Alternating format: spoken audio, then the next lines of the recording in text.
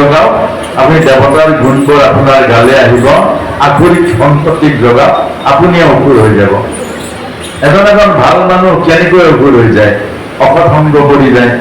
অসৎ সংগই ভিতৰত থকা আকুৰি শক্তিটোক জগাই দিয়ে, বেয়া বেয়া বস্তু খায়, বেয়া বেয়া কথা কয়, বেয়া বেয়া চিন্তা কৰাই, আৰু বিনিময়ত আকুৰি শক্তিটো জগে। প্ৰথম মাক বাপেকৰ কথা নুশুনা হয়, প্ৰথম পাপ পুণ্য এৰে, পাপ পুণ্য বুজাই দিয়ে কিহৰ পাপ আছে, কিহৰ পাপ পুণ্য আছে। মানুহ খুব পিটিব লাগে, এইবোৰ বুজাই, মানুহক সহায় কৰিব নালাগে, এইবোৰ বুজাই দিয়ে, আৰু ভিতৰত থকা আকুৰি শক্তিটো জাগ্ৰত হয়।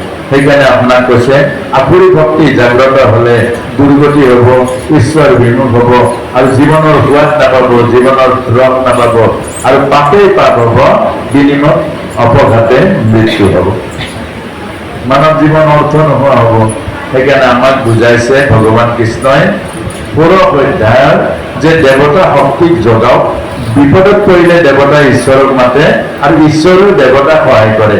অসুৰে ঈশ্বৰক নামাতে, ঈশ্বৰৰ সহায় কেতিয়াও অসুৰক নকৰে।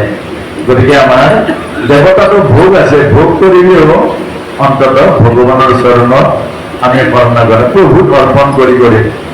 গতিকে আমাক কৈছে ষোড়শ অধ্যায় দৈবাগুৰ সম্পদ যুগত আমাৰ ভিতৰত থকা দেৱশক্তি আৰু ঈশ্বৰ শক্তি, আত্মা হল ঈশ্বৰ শক্তি, আৰু আমাৰ শৰীৰৰ সদ্গুণৰ শক্তিটো দেৱশক্তি। গতিকে দেৱশক্তিটো জগাব, দেৱতাৰ গুণবোৰ আহিব, আৰু ঈশ্বৰৰ কৃপা পাব। কেতিয়াও ভুলতো আকুৰি শক্তি নজগাব, কেতিয়াও কাৰো পৰা পাপ নলব, কাকো অপমান নকৰিব, কাকো আত্মাক কষ্ট পোৱা কথা নকব। যদি আত্মাক কষ্ট পোৱা কথা কয়, তেতিয়াহ'লে আপোনাৰ ভিতৰত থকা আকুৰি প্ৰবৃত্তিটো বাঢ়ি যাব, শংকৰ নিচিনা, আৰু শেষত গৈ কি হৈ যায়, টানি নিচেচোন কথা ক'ব নোৱাৰিব। এইটো কি হ'ল, এটা দিয়া, বাকীবোৰ চব অধ্যায় শ্ৰদ্ধাত ছয় বিভাগ যোগ, শ্ৰদ্ধা 3 গুণৰ।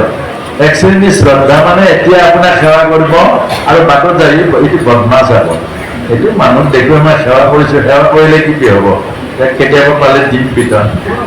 আপোনাক সেৱাও কৰিলে এইটো ওলালে যে এতিয়াই দেখিব আমাৰ নামঘৰে প্ৰভুৱে নাম গালে, কৰি সেৱা কৰিলে, কিবা কাৰণত যদি নামঘৰে প্ৰভুৰ গৰুটো সকামত এফালে আছে, গৰুটো গৈ ধানত লাগিল দেখা বোলে, এতিয়া তোমাৰ গৰুতে নাম গাই, সেইবিলাক কথা নাই, নাম গাইছে পইচা দিছে,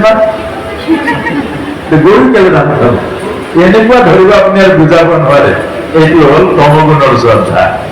সেইকাৰণে তমগুণৰ শ্ৰদ্ধা কেতিয়াও স্থায়িত্ব নাই। নামঘৰৰ চান্দা বিচাৰি যাওঁতে আপুনি চাব, উপায় নাই, নামঘৰে বৰ উপায় নাই বোলে, যিকোনো টাইমত আহা এতিয়া, আৰু নিদিলেও নহয়, এতিয়া এই লোৱা এইখন বৰ দিগদাৰী, দিলে তাৰপাছত এই